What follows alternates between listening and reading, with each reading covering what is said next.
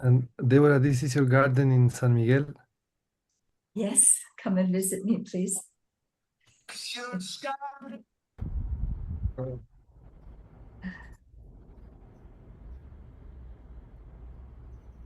Okay, I believe this is recording now. So, welcome to our Evolutionary Leaders community call on the edge of evolution. I just love that title because it just so feels like where we are right now. All of us are right on this evolutionary edge. That's why we call our newsletter The Edge. It's an exciting place to be. It's a little scary sometimes when we see so much collapse around us, but we are the ones holding this idea that we are actually evolving and that the collapse is part of what needs to happen for the really new to emerge through us and around us. So I can't wait to hear our speakers on this call. We have Scarlett, who, by the way, I want to announce publicly, her name is now Scarlett Max. We have Marco DiGiano, who gave a wonderful presentation at our recent Evolutionary Leaders retreat, which we call an advance, and Teresa Collins, who is going to start us off by bringing us into coherence with a little bit of meditation or whatever you like, Teresa. The floor is yours. Thank you. So lovely to be on. I love seeing everybody's faces this morning. I want to start by saying it's interesting that we're having this conversation right now. We're in the midst of Barbot's Basket, which is from the 15th to the 26th. So we're right in the middle of it right now. And Barbot, I think that's how you say it, Barbot, prophesied many things. He was an ancient astrologer. And what this time represents from his perspective is a splendid relaunch of civilization, a probable transformation towards a better humanity enriched by greater general well being. And they say that in this Bobbat's basket, during these days, the more intentional we can be about the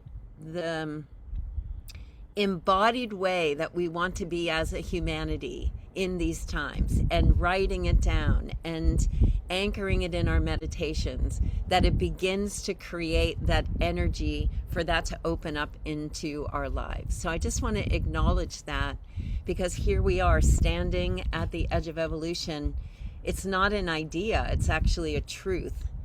And the moment that we start to stabilize in our bodies and in the shared field that we have and in the world, the version of humanity that we're becoming, the more that that then creates an anchor for the chaotic energy that we're experiencing to come into greater coherence. So we have such an opportunity and responsibility to do just what we're doing here, both exploring the edge together and standing in it long enough so that we can anchor something different into the world. And in these moments where we come into coherence through our breath and through our presence and through our heart. So let's just start by taking 3 deep cleansing breaths where you actually take a breath in and you just release anything that isn't this moment. So let's just start all together. 1 deep breath. Kind of hold it at the top, and then and another deep breath. Hold it at the top. And with this last breath, we breathe in, we hold it at the top. And then let's allow our awareness to go all the way down to our feet as we let go of this breath.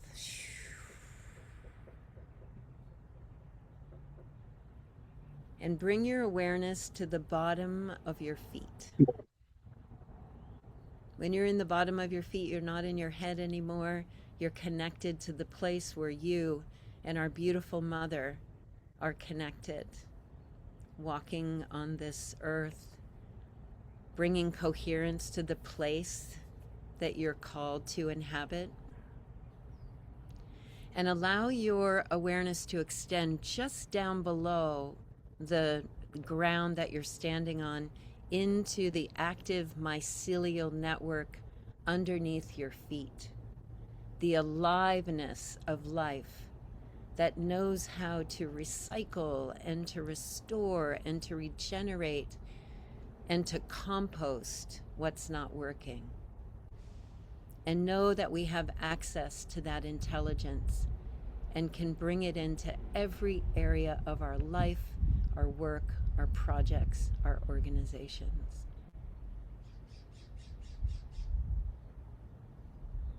And just allow your awareness to mingle with this awareness, with this intelligence.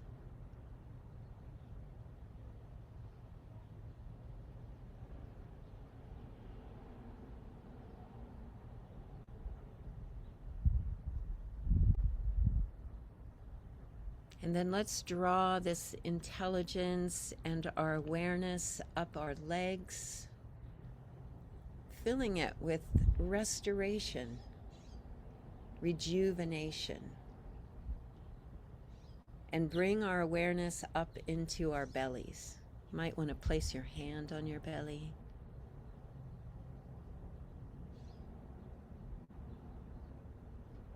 The more we bring our awareness to this place of intelligence that lives inside our body, in our gut, the more we're attuning to the energy of the intuition and the natural cycles of life. Our gut knows how to align with the current. So we take a couple of deep cleansing breaths and we relax into our bellies.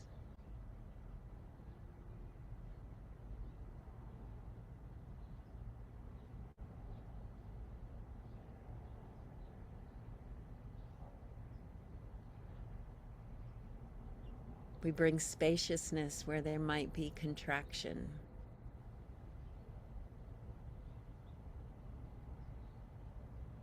And we allow for the intelligence to life to awaken some of the neural network that is awakening inside of our bellies.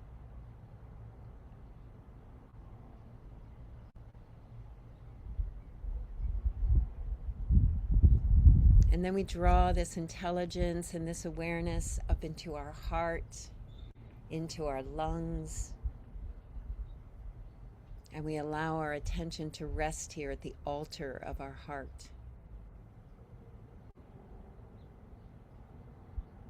And we take a few breaths to just open and soften and relax our relationship to this doorway, to the infinite field that we share.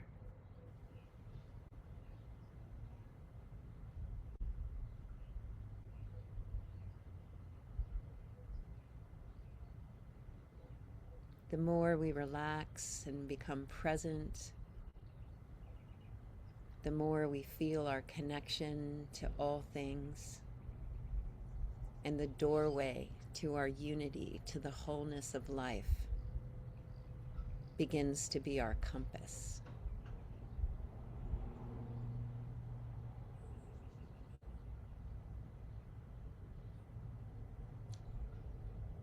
And we draw this awareness and this aliveness into our throats, oftentimes constricting us from speaking our truth and the new stories that are part of the current of this edge of evolution.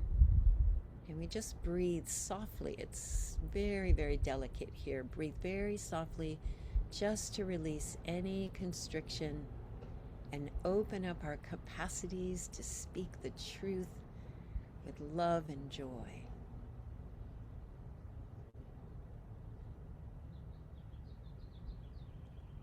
And we bring this awareness now and intelligence into our mind, into our brain, and we fill it with spaciousness, with aliveness, with trust, with awareness, relaxing our mind to be in harmony with our heart and our belly and our feet.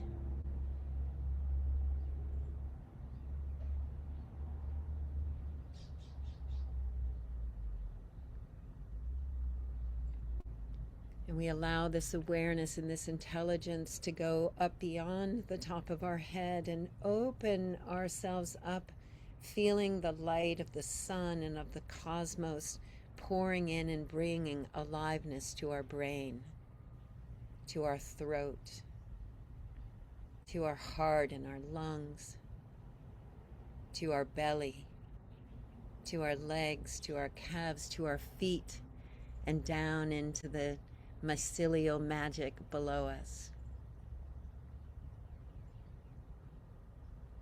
We are this conduit of energy rising up from the earth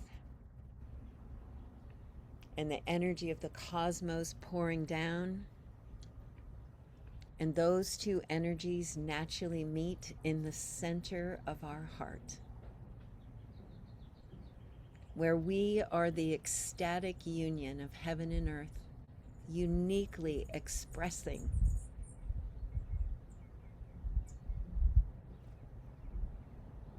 as an agent of life. The hands, the heart, the feet, the eyes, the ears of life, uniquely expressing as us through the doorway of our breath and our heart.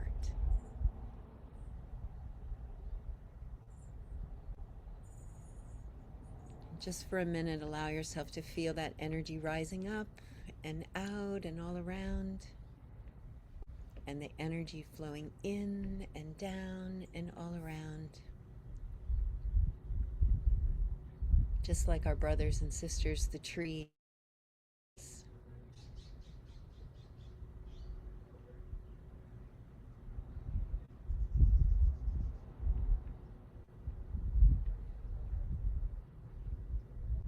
And we stay right here, present, and allow ourselves to gently open our eyes and see the other eyes and ears and hands and heart of life uniquely expressing.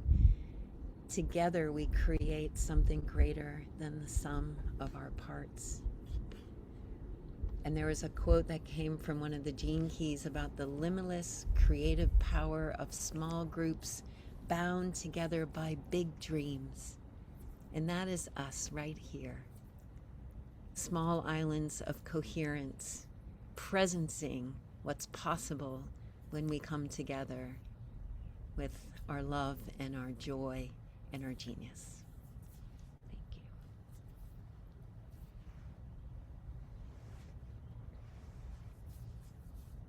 Thank you so much, dear Teresa. Ah, for bringing us into coherence. And next, I'd like us to begin with Scarlett giving us a little background as to where did this concept of the edge of evolution begin with all of you, and how has it been growing? Well, I mean, the edge of evolution. First of all, thank you for having me and us here today to be with everyone in this space and to talk about this, to like lean into this together, because it's giving us an opportunity to give some intentional attention to the unseen layers of what is really going on. And all too often, the information that's being kind of very avidly put in our faces is all about a narrative that's what's on the surface.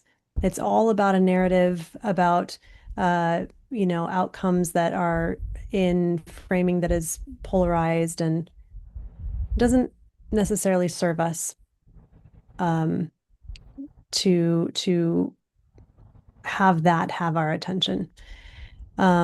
Especially because our attention is such a potent and powerful currency, and especially because there's much to be tended right now that needs that energy and currency, the energy and currency of attention.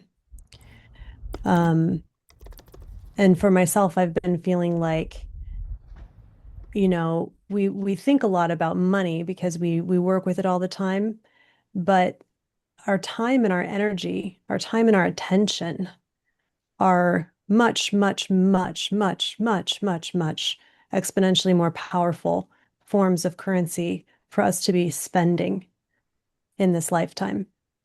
And right now, if we are the architects and the builders and the stone layers of new emerging golden era, I don't think there could be any more important thing than where it is that we are choosing in our total aligned sovereignty and agency as individuals, and then therefore as the connective tissue of the collective we, for where we put our time and attention and energy.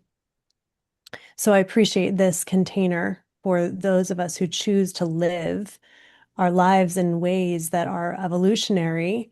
We're open not just to learning, but to being different, even if that's uncomfortably different, so that we can be actively participating and leading in the Earth's, the cosmos's, the species evolution. And this is always happening, but it's just happening right now a little more compact than than perhaps in other eras, certainly in other eras of this lifetime. So Edge of Evolution first came up as a series for us to have spaces to discuss these things. We created the Edge of Evolution community as a showcase and play space area so people could, we could round up people that are doing the most pioneering and evolutionary things that everyone might just want to know about, and then also have a way to share about what was innovating real time in our own lives. Like, look, friend, I just came upon this thing. Didn't know that existed in human fields, but here it is. What do I do with it? Like, let's talk, let's play. And uh, there was a time period there where humanities team had called me up and said that they had been doing some meditations and that some of us came up to them in those meditations, and they really felt strongly about an event. Like there's this future event, and that it was all blank. There's no like spelled out intention about it. And they were like, we don't know what that means. And so we all sat for several weeks in meditation together, just listening to the field, like what's wanting to come through, what was new that hadn't been done before, or what at least was a new way that we could be considering doing things, even if they were just subtle, because so much can happen in the subtle layers and the subtle realms. And so the majority of that time was spent listening. And Teresa came up and came into collaborative leadership on that, and Teresa had such a what do they say in baseball? I'm not a sports person, but like hitting it out of the park. She had such a hitting it out of the park experience with 1440 and evolutionary event there. And so we saw different pieces of this begin to take shape, and over time, more and more of it kind of got revealed with regard to the event specifically. That there's an ancient mother tree there who's clearly like sending out some signals to round people up to come do the deeper work. But for regardless of whether or not there's even an event, regardless of whether or not we do concrete things, like do we have meetings every week on Wednesdays to explore these things, or do we go show up all in one place and label that an event? However we do it is going to be beautiful because we're humans that are humaning and like finding our way through. But this moment certainly calls for us to be discovering how we might best support creating capacity right now, because everyone in the world is charging off into the future with whatever the linear lane, is calling for as they perceive it that looks like progress. And all of our species ways that we define progress right now are pretty flattened in terms of just dimensionality and potentiality. Um, uh, for evolution, for let's say like the golden age or the new Earth era, whatever you want to call it. So where, like for instance, I talk a lot about AI, uh, sprinting forward, just charging forward in a single lane. What can be done, run fast and break things. And if all of that energy, the money is certainly going towards those things. If all of the energy on the planet for the species is moving according to that, then it's going to sprout up like a weed and run like a standard arc of civilization and then hit its wall and collapse. And where we come in to that, each of us, is that we know something. And we know something about how longevity works. We know something about the unified field. We know something about what's possible with what Teresa was talking about, like the islands of coherence, and what happens when these small islands of coherence begin to pop up. And so there's a lot of people here who have been doing this a long time that have been practicing coherence in not only our own lives, but with, you know, large communities or small communities or whatever size people are in our spheres that we're stewarding that work. Right now, we have a unique opportunity to simply lift the ceiling of possibility to ask what becomes possible today that didn't appear possible yesterday, whatever that might be, that would allow me to make the subtle layer change that alters the overall capacity. And a part of that definitely happens when we are in community together. So, so that is a big part of what this is about, is that human capacities are expanding right now, not only in AI. I mean, AI is one small example, but we have more people on the planet right now that are um, open to aliens. Here's one, right? That used to be the most woo-woo topic you could even talk about on the planet. So could be worse than religion in some cases to bring up at a table, you know. So it used to be completely off limits, and now you have very mainstream people like Steven Spielberg in interviews going like, "Well, yeah, I mean, all signs seem to point to that," don't they? You know, so it it's really taking a turn. Humanity's aperture is just going like this a bit. And so we can chart that factually and we can feel it energetically. What does that mean for us? For me personally, I believe that it means that we are going to have to create a more capacious method for us to begin to have thought exercises. Critical thinking, I don't think belongs anymore in a box that says that we're dependent upon scientific measurement in order to be able to explore possibility and catalog it. I think we're going to have to learn to allow definition around things that we can't control. I think that's a big part of the evolution. So with this era that we're moving into, perhaps one of the coolest things that we can do together is come together around these intentions, intentionally lift the ceiling of possibility, and simply tend the field. Because in that field, the subtle space, the stillness, all those things get to do the work that we don't have to know. It's the maybe the heavy lifting of the universe that isn't that burden part is not on us, that we can be in communion with the all, with the unified field, and be letting it do its part and we do our part. And whoa, don't we become more connected and alive and magnificent for it. So that's what we're doing that now on Tuesdays. We're meeting on Tuesday afternoons to do some field tending and leading up to the event that will be rescheduled for this fall, around late fall. We will be meeting in person on the 1440 campus as well. So I want to I want to pause there, Deborah, so you can direct us how you want us to go. But Marco is here to talk about the intuition, and also he's one of the people that's leading the children's program, the forest school program, at the 1440 Edge of Evolution event later this year. And then Teresa, of course, the OG coherence leader herself, to talk about all the wonderful things.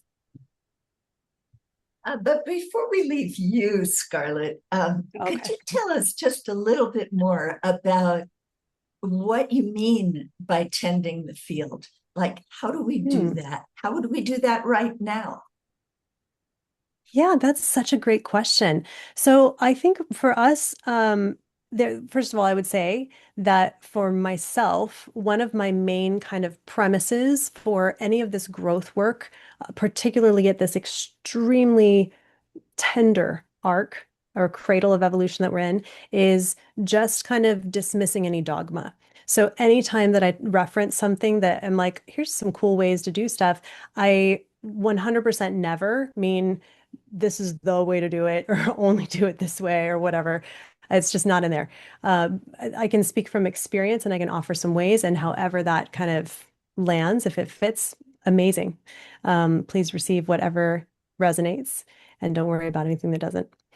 And with that in mind, uh, I think that as I perceive it, I think that one of the most important things that we at a species level can be doing is acknowledging it all, that there are fields at all as a starting point, and then sitting with that to see what that acknowledgement yields, particularly through the tool of noticing. And that through, of course, relational connection, because everything's relational.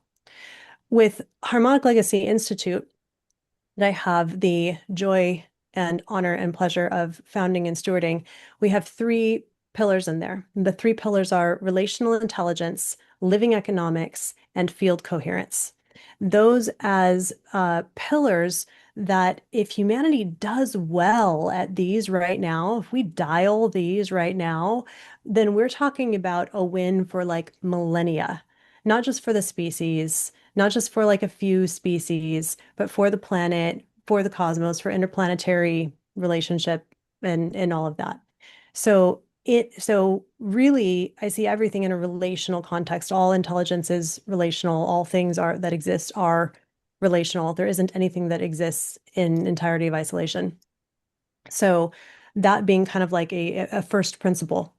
Um, and then within that, acknowledgement of the fields of fields, because there's the unified field, but really everything has a field.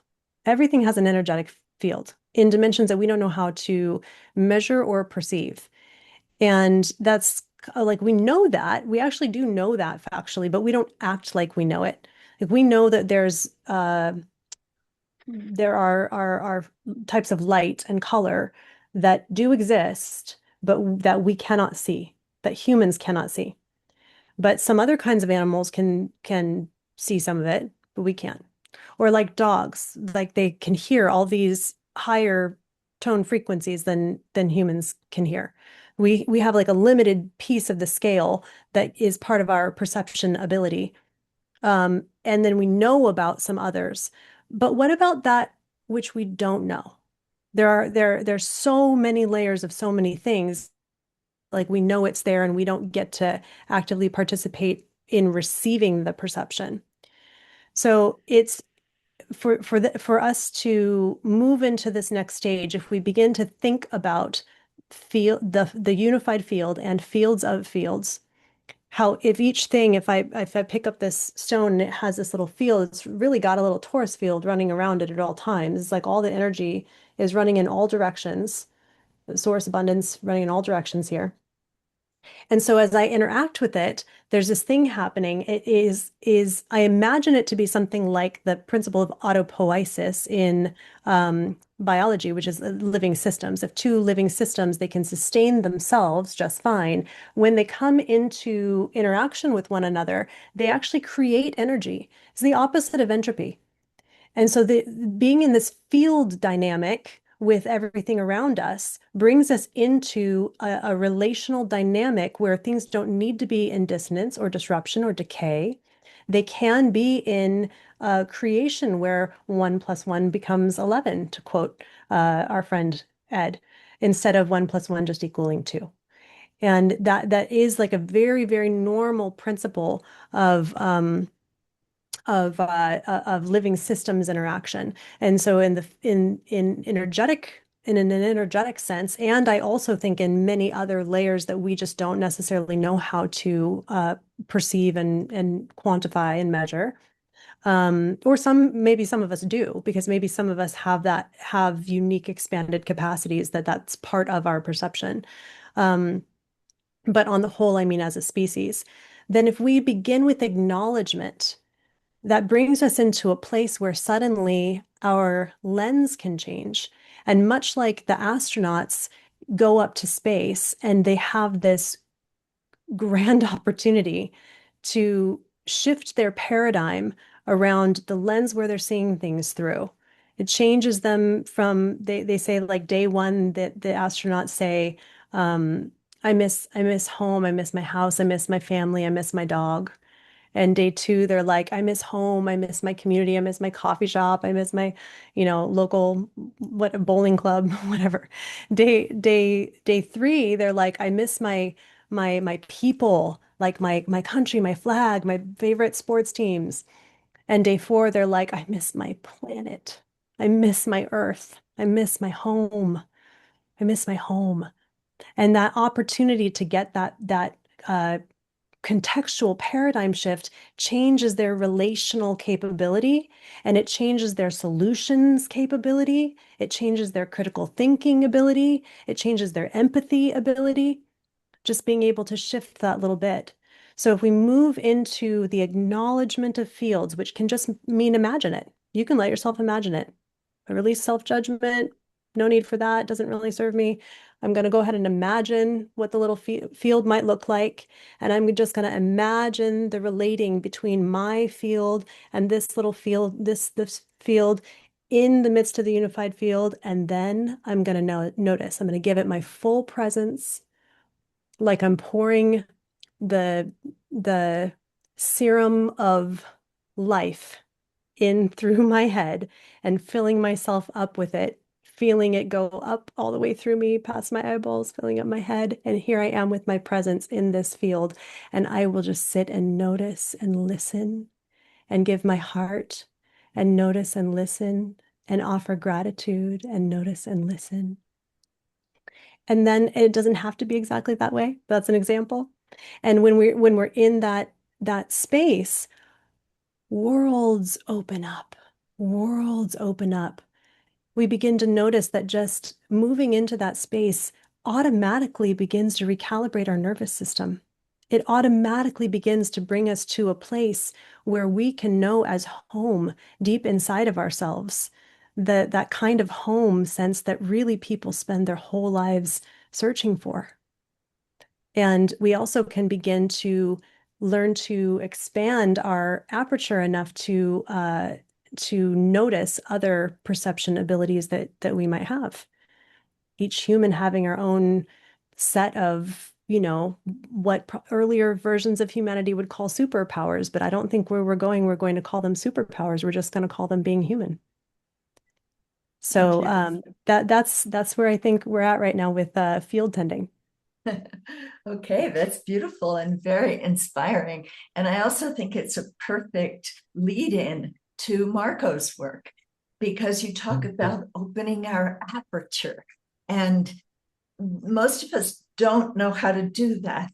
We love the concept, but we grew up in a society that taught us to see in a particular way and not in the other ways. Like, for instance, we know that indigenous peoples, even today, are walking the earth, listening to the earth and the plants and the animals and the air and the life and the consciousness around them that we don't perceive, or most of us don't perceive, even if we have a beautiful garden. So I would love to hear from Marco Di Giano about how his work is on the edge of evolution, and how you see it. I know you do outstanding work with children who are much more open than those of us who have been, sort of had our apertures a bit solidified over the years. But what about for us? Is there hope for us to open our intuition and to see more of the world around us, Marco? Yes, I mean, thank you. Thank you. Yeah, thank you for this gathering because it's Evolutionary Leaders is an organization that received me really well in Mexico, and I met amazing humans that all of you have been protecting something. This was my feeling. Mhm. And everyone very caring about something and open, and I realized, wow, uh, yeah, was very inspiring for me, and very like I say, okay, wow, I can grow up, and in 20, 30 years I can be like this, amazing. So I think all of you, I think all of us, we are already there. I think the fact that we are here and we follow this call. I mean, for me, Scarlett has been a lighthouse, no, a woman that she's the what she's bringing, what she's proposing, what she's resonating is like wow. And I think in my case, what I have been exploring in the last 4 years is what happened in those space of presence. Yeah, the same that we have been learning from many traditions, having experienced that mainly with kids and teenagers, and how presence take us in a place of to be in touch with subtle information, and and then is this place of silence and joy where we relate with ourselves in a very compassionate way, in a celebrating way, and then the magic happen. I mean, what we have been doing is to activate the frequency that is super high, like a crystal kids. All the kids after 2009, they are like a high technology. Yeah, and what we have been doing is, so they go in a state of presence, and yeah, none of them need the eyes to see.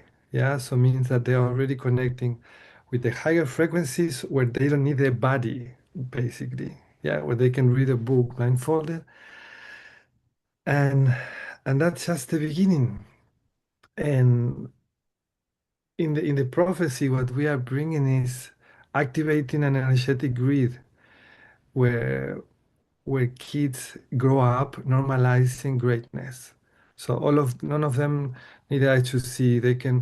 They realize they are way more than the body from a very early time. Yeah. And belongs to them, because if a kid can learn how to see blindfolded in 1 hour, because it belongs to them. Yeah. So the work we are doing with Sena, with Mel, is to hold a space for kids to go to normalize greatness. Yeah. And to grow up in a way where they validate this subtle information that we have been maybe as a humanity sometimes dismissing. I think all of us here, we are already connected with our intuition, the way we know things. And of course, we are a bit limited because we are in a body, and the experience is limited, but we are here because we allow ourselves to think what else is possible. Yes. So I don't think that there is a place to go. It's more this simple space of being present with myself, with yourself, and how can we bring more beauty, and being together to protect ourselves in this memory, and validate and say, wow, what I'm feeling is this is my true. And this is true for Scarlett, and this is true for Teresa and for you. And it's valid and it's there. And that's a treasure. It's just that when we are together, the when I listen to you, Deborah or Scarlett or any of the evolutionary leaders, and you say something, I say wow, and you're talking about UFO, say wow, and everybody say wow. So I think it's more coming together, remembering and say, okay, I have something to give. I'm bringing something, and many times I don't even know. Like it's a very intuitive thing.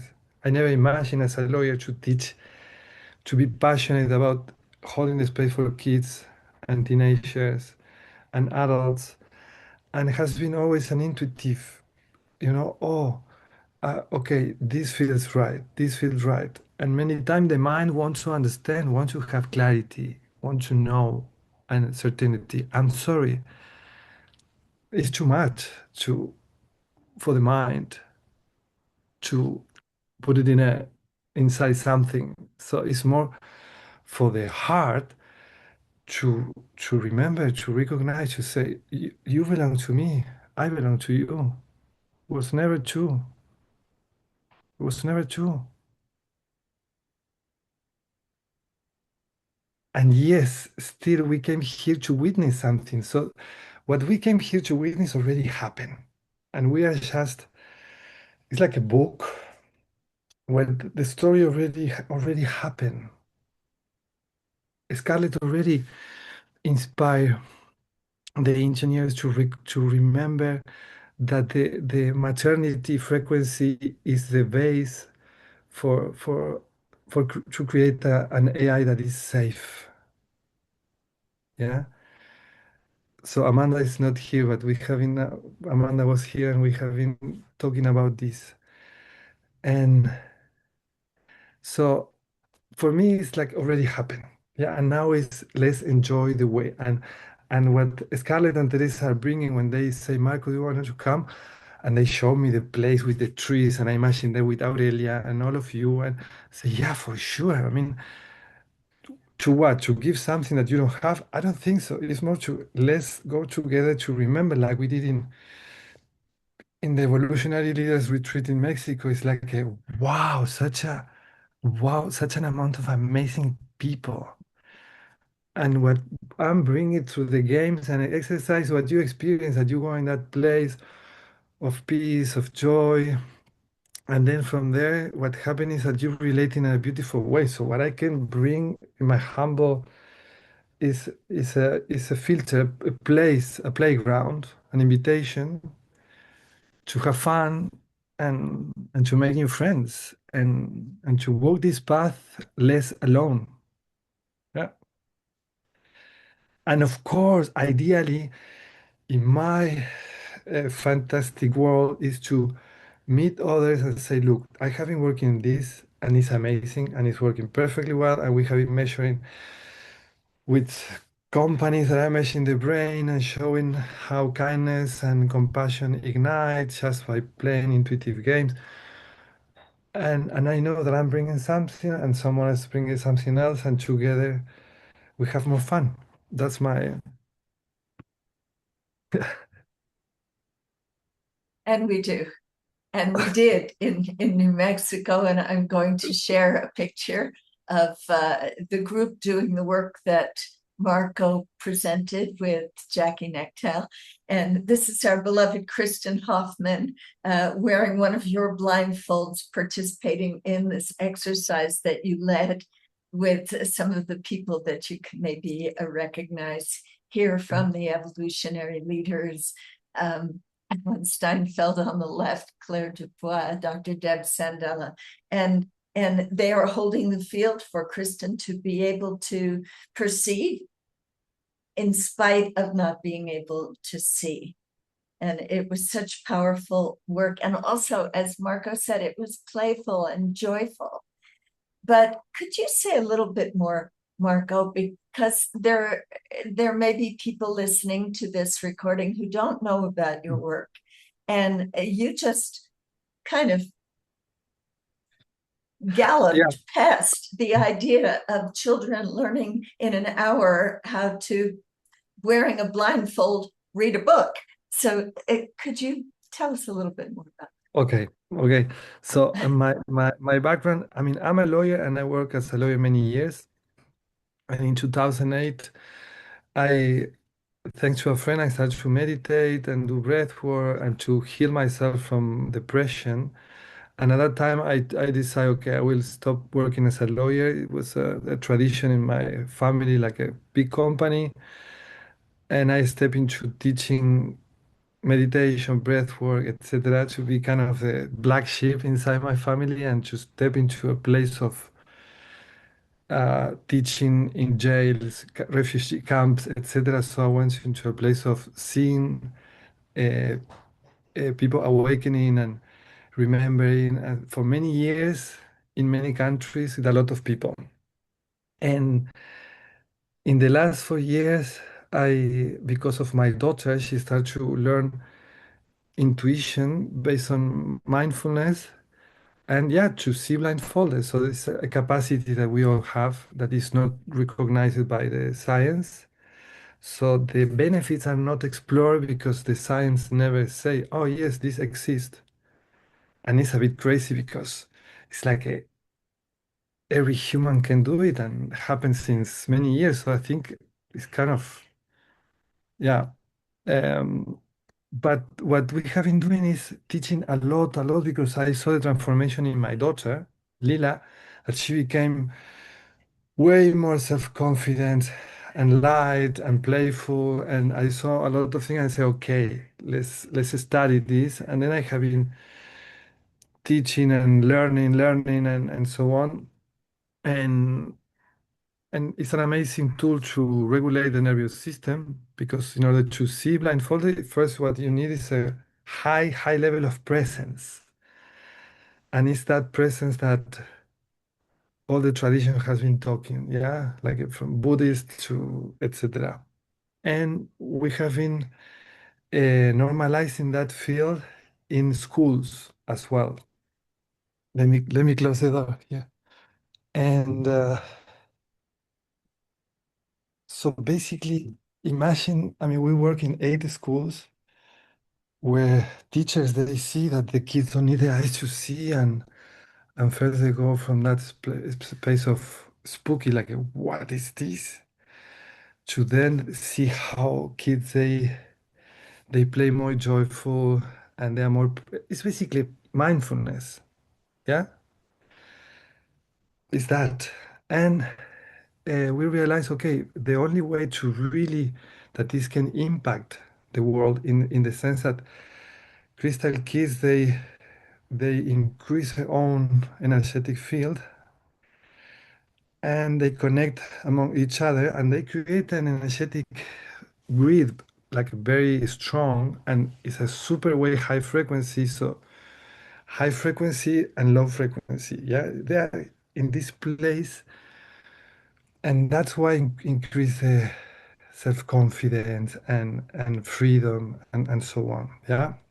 And that is the essence of the frequency that we as a human we are very proud of, yeah. So in kids and puppies is full of joy. The frequency is already high. No, kids and puppies bring joy and happiness. So there is the frequency, and what is to expand that is something to make it stronger. So if kids they activate themselves very easily,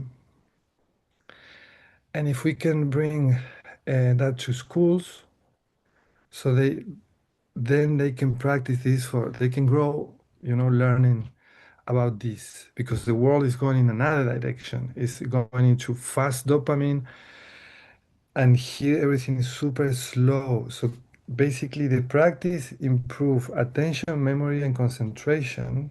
Yeah, at least 30% in the first 2 months. So it's creating the space for kid to to be in the present moment and be okay with that, to normalize state of presence. Yeah. And we have been doing measurements and research, etc., and it's beautiful.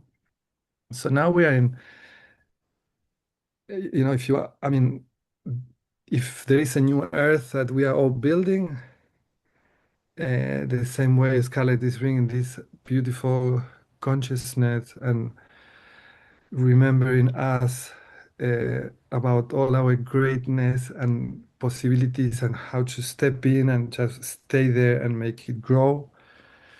Um, what we are doing with Sena here and Mel by bringing kids into games, into coherence education or any school, is to do that, like normalizing greatness and helping in this transition, in this bridge, Deborah, that we have been sharing also in Evolutionary Leaders.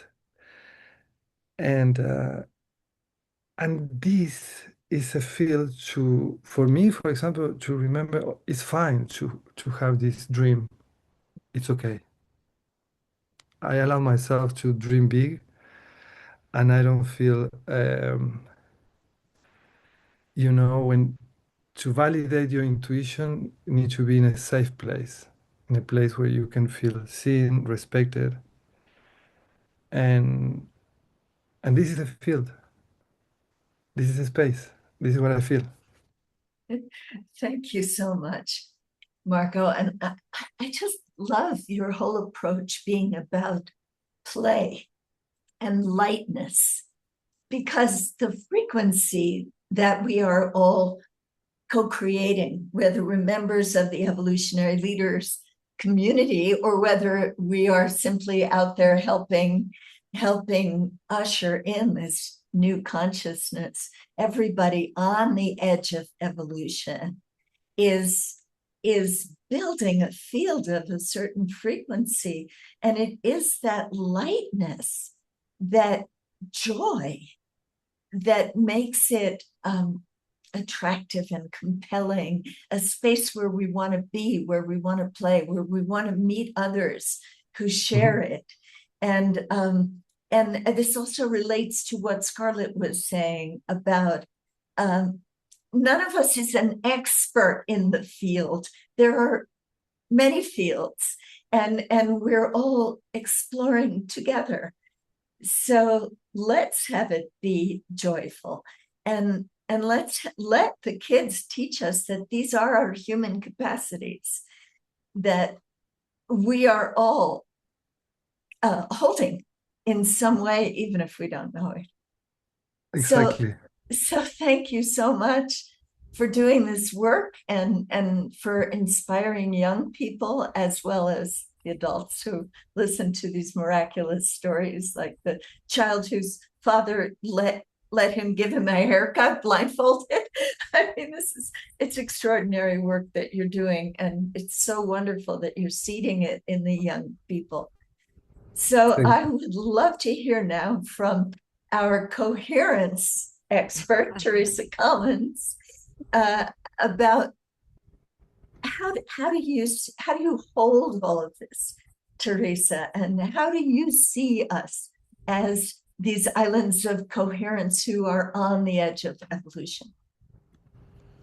Yeah, I think Marco said it. The core of it is our presence. We're all talking about we need greater presence, we need greater coherence in the heart of our lives and our projects, in our communities, and all of that. And yet, are we taking the time to actually cultivate sustained presence, which is the doorway into the kind of joy that's not reliant on some outside circumstance? There's actually an experience of it when we're in presence, because now we're in the current of an alignment with life. Our uniqueness is actually available to us. There's a compass that's not about how I'm going to make something work out here, but how am I going to move from a place of being the eyes and ears and hands and heart of life. And we only have access to that when we're present.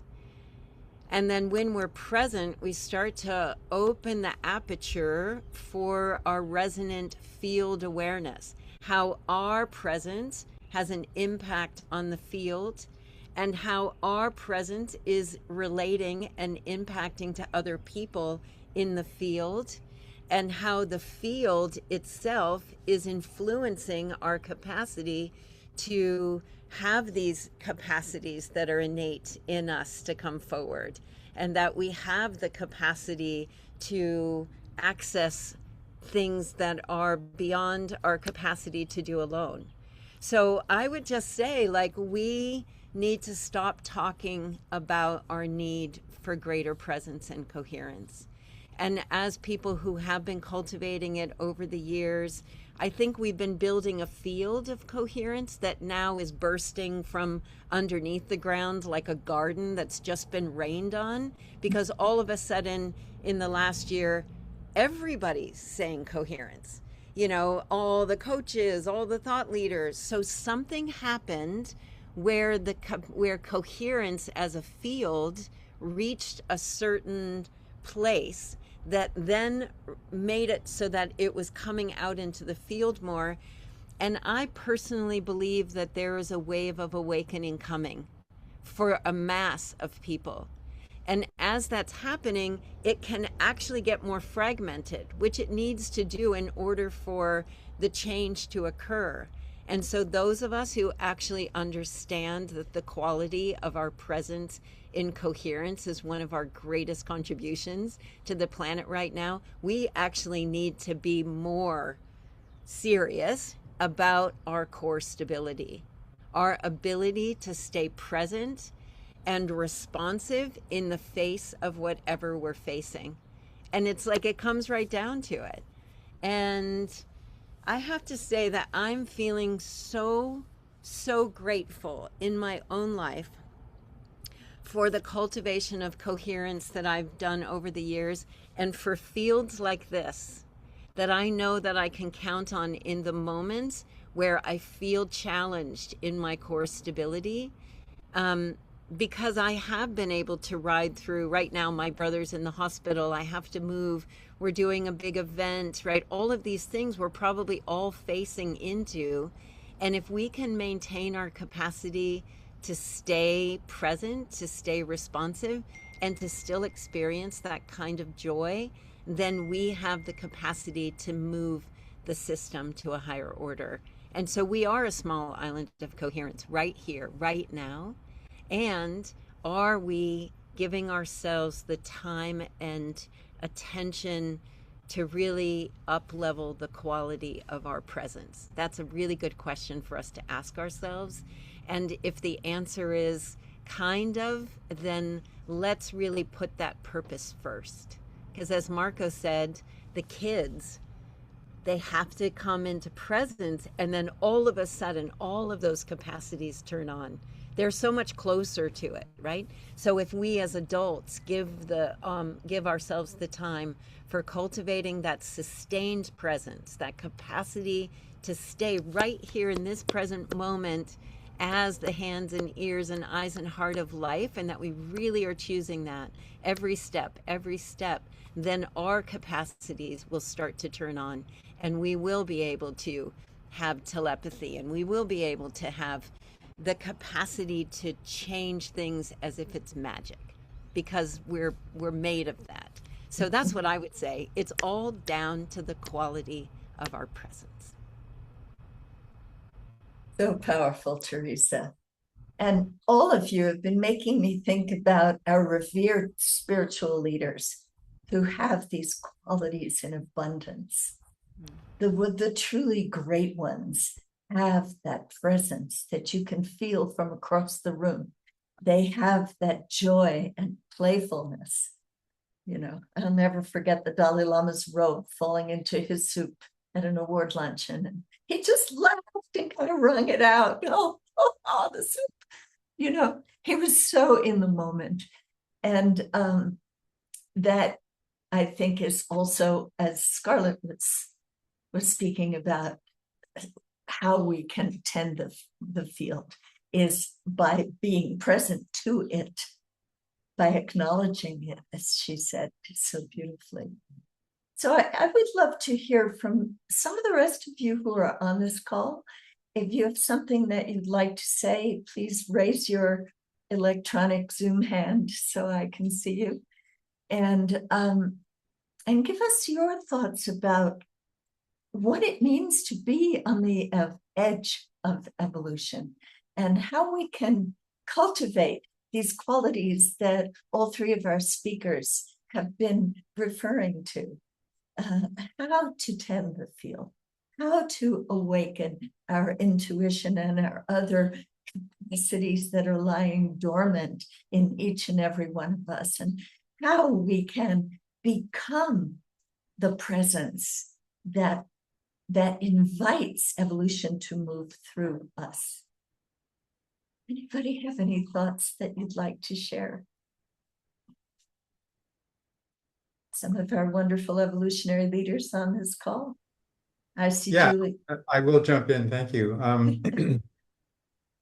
I've been reflecting on this notion of the power of allowing the emergence, which of our understanding of our connectivity, of our capacities, of our vision, our ability to work together with each other in new ways, and that tendency to keep doing things in the way that we know, that's familiar, that's comfortable, that's not a stretch.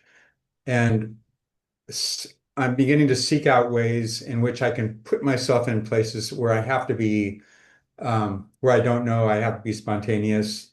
Things like improv theater is a fantastic one, but just taking opportunities to jump into things that I can see will be a stretch, and begin to cultivate that comfort with not knowing, with being out of control. I've also been reading a lot of Adyashanti just recently, and he's very strong about the need to the willingness not to know who we are, what life is about, any of the big questions, to keep leaning into that, recognizing whatever that we think we know about it is wrong. We can just about assume that, and continue to stretch ourselves into that place of well, what is it then? And continuing to access new ways of knowing, new information, new energetics around it, to continue to let go of the old and welcome in the new. Yes, that important spirit of not knowing, so that we remain curious and open. That's the only way that we can welcome the new. Otherwise, it's always going to be more of the same. Julie Krill. Thank you. Thank you. Yeah, Scarlett and Marco and Teresa and Deborah, thank you for that. And Vineet. And I just wanted to say, when Vineet said, whatever we know is wrong, it's like, whatever we know is incomplete. It's not wrong. It's just incomplete right now. I just wanted to share a couple things that I'm reflecting on where we're at and where we're going, and listening to what's already been here to pull the threads through. 2 nights ago, my 7-year-old granddaughter was here at the house, and they were catching frogs and playing with frogs, and or toads. I can't remember which one they qualified. It was either a frog or a toad. And I'm like, oh, how do you know that? And my granddaughter came over and said, this is a female. And I said, oh, how do you know that? And she said, well, females have a white throat and the males will have a darker throat. And sometimes they'll get like that. And she was describing. And I said, oh, how do you know that? And she's really keen with the animals. Like, she's very connected with the animal kingdom. And I said, well, how do you know that? And she said, well, Grandma, I just know. And I said, Willow, Grandma has that too. And sometimes we call that intuition claircognizance or clairsentient, when you just know and you know you know. And then I described the rest of intuition categories, clairvoyant, clairaudient, and I started to talk to her about it. She goes, "Oh, grandma, I've been claircognizant all of my life. I knew what 100 times 100 was when I was 3." And I said, "Yeah, you are right." And so I turned to my husband and I said, "Let's Google this frog thing and see if that's real." And by golly, it is. And males, when they're in the mating season, their throat gets dark. Most of the time it's yellow and darker, but it can get black. And she was describing the whole thing, and it was real. Instead of saying that's abnormal and weird, we need to say how beautiful this is. And we all have these capacities, right? Right? I'm excited. I'm excited to play more with all of the grandkids in that playful, joyful space to really bring them into their own gifts of knowing and whatever those innate capacities are. And I believe we're all turning them on and turning them up, and they're amplifying for us, but we're also getting brand new innate capacities that are coming into this evolutionary moment. And it has to do with that aperture. So this is the second thing that I wanted to say, that when Scarlett's talking about the aperture of the lens, there are those who have that aperture, and that's how they see the cosmos. And then, yes, we're born into this conditioned response of learning that's just incomplete. We're born into bodies, and we're born into lenses that are much smaller, but the evolutionary edge is on that brim of that aperture.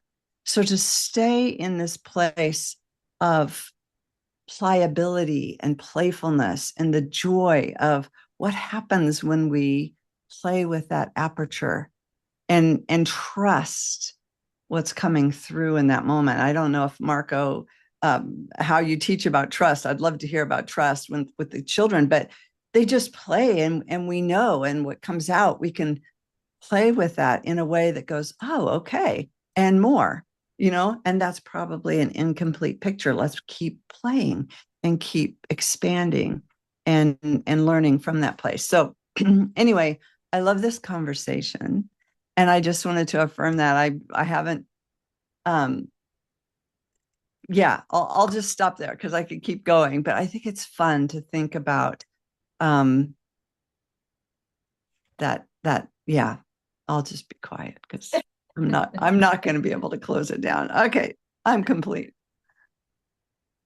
Thank you, Julie. I think it's so important what you're saying about how our understanding is incomplete, because isn't that what evolution is all about? That there's always a next stage to open to open to open to, and that it's infinite.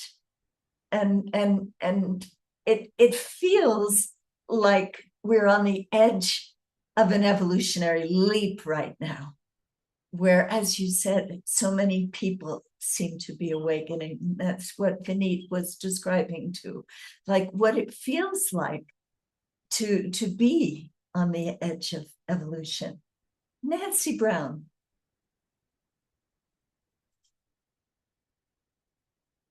Turn my microphone on. Hello. Hi, everyone. Love this discussion. It's so juicy. And I'm very in tune with what Vineet and Julie were saying. I've often said as advice to people, stay curious. Just, always stay curious, especially in relationships. And since it's all relational, that applies. And I like that distinction of whatever we know is incomplete. And I also usually always say, and I think to me, everything is knowable because it all is there. All we have to do is listen or tune into it or ask, but not to get caught going down the rabbit hole of trying to know it all. We don't need to know it all. we only need to know what we need to know as tools for being and evolving and relating and doing. We don't have to get caught up in that spiral of like when you look word up in the dictionary and it leads to another, it leads to another, leads to another, and then it's like, oh, I forgot to do what I was supposed to be doing.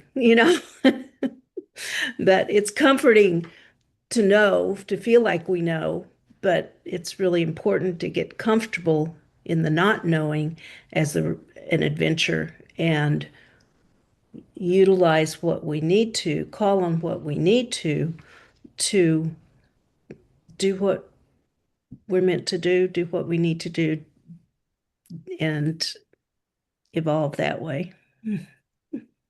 Thank you, Nancy. I think it's pretty clear that everybody on this call feels that kind of a calling to be part of this exploration into the new.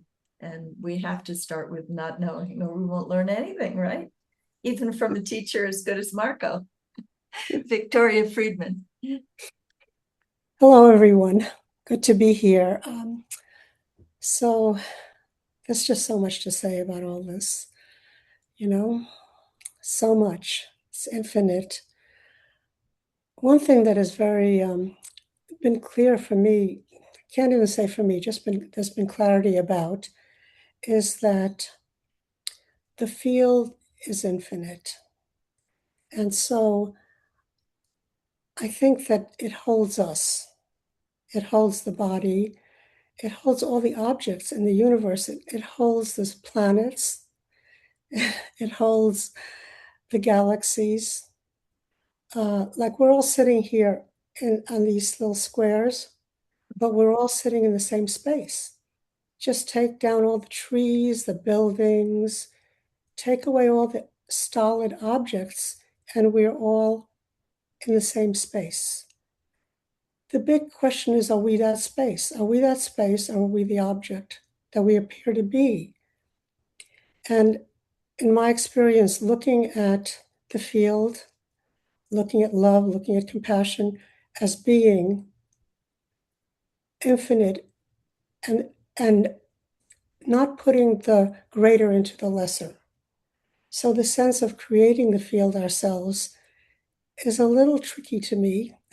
Sorry to say this. It's not, and it's wrong in any way. It's beautiful because as an object, everything I do comes from being, from source.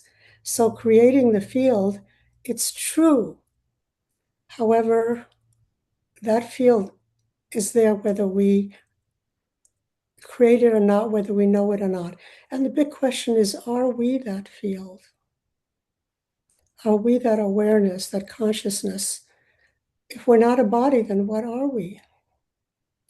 So this is very unknown and incomplete, very incomplete, sorry. And I just love the intention here and the premise, the holy premise of the edge of evolution. It's a holy premise, and it's obvious right here, right now. So I just want to thank everybody. Thank you, Victoria. And can't we be both? Can we be the field and also the object within the field? Because without the field, there would be no objects. Right. It's intimate, like a screen and a movie. It's intimate. And Greg Braden at the Advance talked to us about our DNA. I'm really not doing well with this. I mean, saying this, that our DNA was brought here from someplace from the stars, from another place. And that they're finding that out because the civilizations underwater are even more incredible than the ones here, that we could not have really descended from the Darwinian theory. However, he said that whoever brought our DNA here also gave us a spark. That's what he said, a spark. Yes. Right? So he said that spark, the body is from here, from this earth evolution and continues, but that spark that we have is from somewhere else. So I asked him, does that spark evolve? And he said, no. That's the eternal part of us. Yes. So it's sort of like it's both and neither. You can't separate because one is one. So it's not, is there evolution or is there divinity? It doesn't matter. The mind can't figure that out. I just have a holy premise of one, and then that's what it is. That's our And, oneness. and, That's and our then, oneness. then I a little. hate to cut you off, Victoria, but Scarlett is telling me that she needs to leave in a moment, and I'd Oh, love to get a closing word from her before she goes. thank you.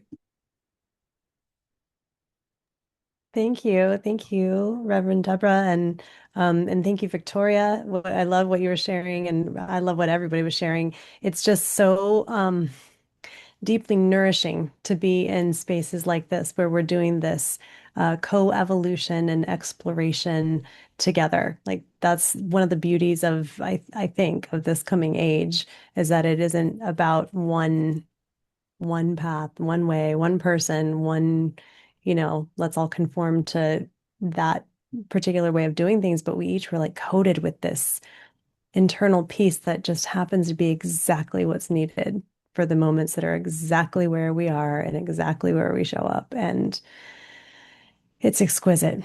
So yeah, thank you. Thank you for you being you and for being here today and for being part of the evolutionary work, participating with the world and the cosmos. And I'm honored that I get to be incarnated at the same time as all of you.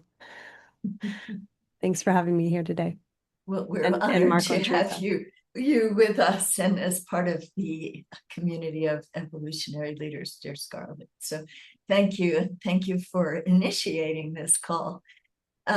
So Teresa and Marco, what would you like to say after hearing some of these inspiring contributions from our ELs?